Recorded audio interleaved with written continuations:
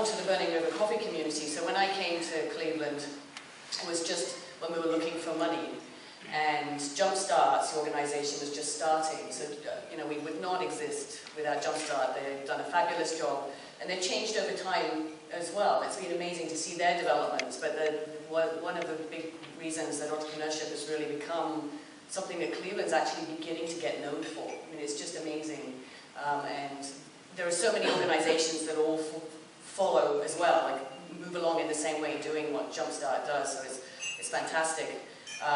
But Ray Leach asked me one time a year ago, he said, I've just read this book by Brad Feld called Startup Communities, and the major premise in that is that entrepreneurial environments and communities the ones that are successful, need to be run by entrepreneurs.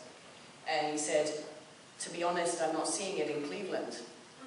And so he was quite perturbed, quite upset about this. He didn't know whether it's true or what, so he asked me what I thought, and I said, well, I had to catch a plane, but I'll read the book and I'll see what I think.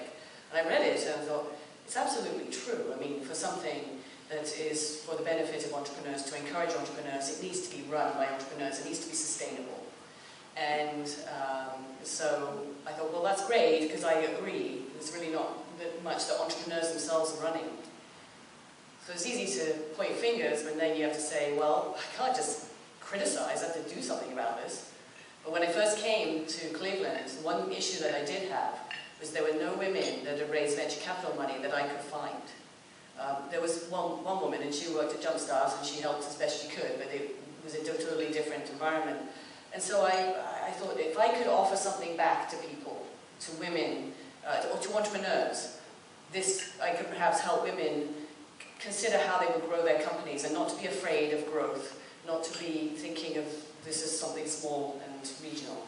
So, long story short, I started the Burning River Coffee Community, which is for women who are the leaders of companies that they anticipate will grow fast, whether or not they use venture capital money, whether or not they use outside funding, but these are the decisions that I can help them with, and that I can help find other women who are thinking of either the same thing or have gone through something similar, because there are more women like that now, and to create this community of mentors and to pull that up. So that's basically what I've been working on outside of all the other things.